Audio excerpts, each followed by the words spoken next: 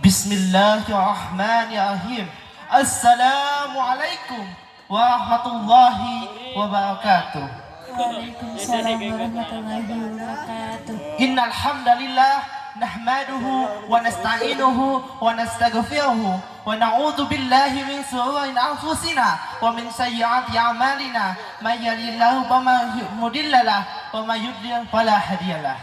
Ashhadu an la ilaha illallah wa ashhadu anna muhammadar rasulullah alladzi la nabiyya wa la rasula ba'dah. Amma ba'du. Qala Allah ta'ala bil kitabil karim wa qala rabbi shrah li sadri wa yassir li amri wahlul 'uqdatam min lisani yafqahu qawli. Hadirin rahimakumullah, marilah kita panjatkan puja beserta puji kepada Zat Ilahi Rabbi yang telah menciptakan langit beserta bumi serta telah memberikan kepada kita nikmat rohani beserta jasmani, yaitu Allah Rabbul Izzati. Salawat beserta salam semoga tetap tercurah limpahkan kepada junjungan alam, penunjuk jalan kebenaran dari zaman jahiliyah sampai zaman Islamiyah, yakni baginda alam Habib Muhammad sallallahu alaihi wasallam. Tidak lupa kepada para keluarganya, para sahabatnya, tabi'in beserta tabiatnya, serta insya Allah kepada kita semua selaku umatnya. Amin, amin, ya Allah, ya Rabbal Alamin. Syekhuna al-mukarram wal-karamah, Dewan Juri yang saya hormati, para panitia yang saya hormati, dan seluruh para peserta yang saya banggakan.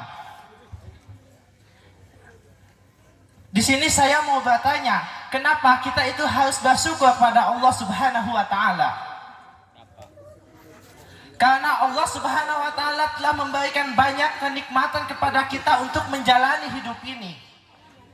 Dari sekian banyak nikmat yang diberikan Allah Subhanahu wa taala, bisa dirangkum yang disebut dengan nikmat imdad dan nikmat izat. Apa yang dimaksud dengan kedua nikmat tersebut?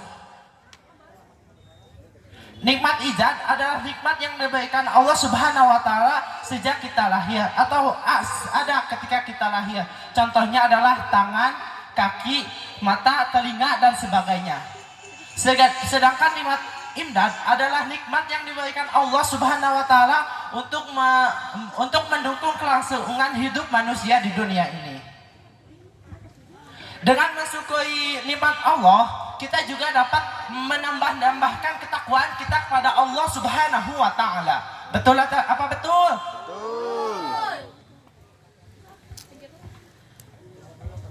Sedangkan takwa adalah kunci untuk kita mencapai kebahagiaan. Seperti dalam firman Allah dalam surat At-Talaq ayat 5 yang berbunyi, A'udzu billahi minas syaitonir rajim.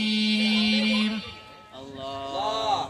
Bismillahirrahmanirrahim. Allah. Zalikal amrullahi yaz'aluhu ilaikum. Wa man yattaqillaha wa yukaffir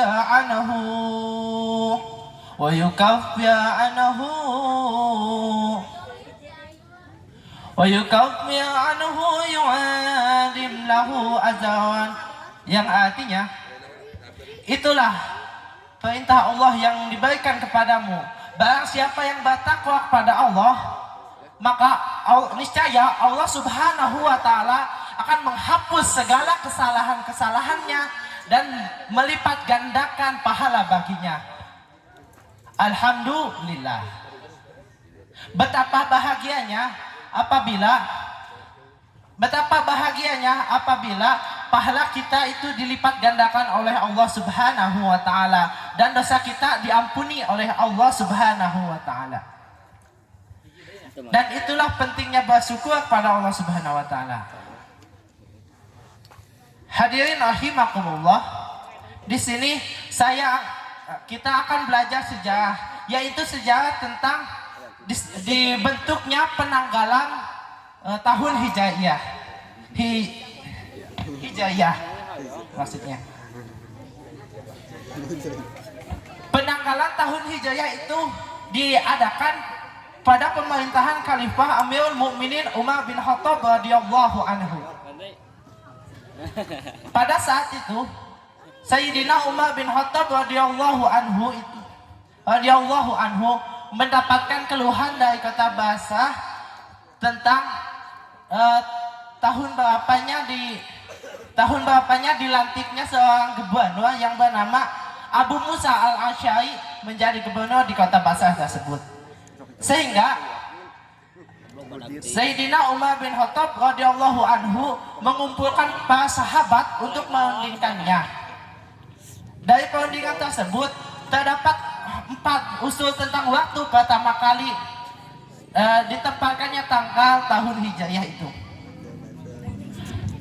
Usulan yang pertama itu dimulai sejak lahirnya Nabi Shallallahu Alaihi Wasallam. Usul yang kedua adalah dimulai dengan wafatnya Nabi Shallallahu Alaihi Wasallam. Usul yang ketiga adalah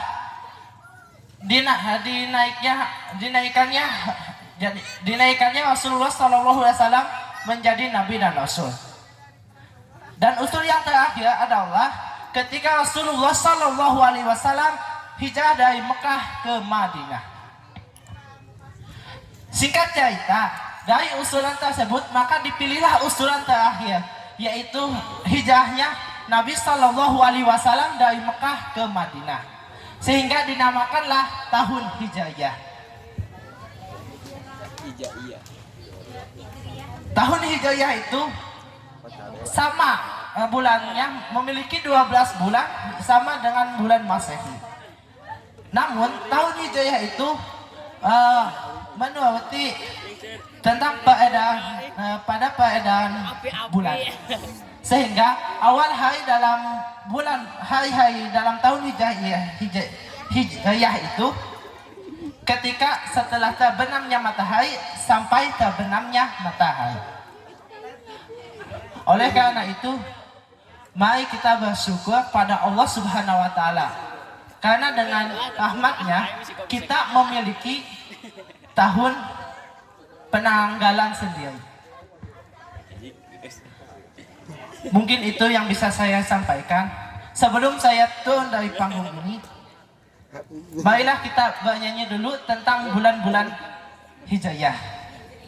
Apakah tentang bulan-bulan dalam tahun Hijriyah yang ini? Muharram, Safar, Rabiul Awal, Rabiul Akhir, Jumadil Awal. Apa tidak? Tidak. Nah, mulailah. Bismillahirrahmanirrahim. Apal tidak. Muharram, Safar, Rabiul Awal, Rabiul Akhir, Jumadil Awal, Jumadil Akhir, Rajab, Saban, Ramadan, Syawal, Zulqaidah, Zulhijjah. Muharram, Safar, Rabiul Awal, Rabiul Akhir, Jumadil Awal, Jumadil Akhir, Rajab, Saban, Ramadan, Syawal, Zulqaidah, Zulhijjah. Alhamdulillah. Mungkin itu yang bisa saya sampaikan. Ditutup dengan doa kifaratul majlis.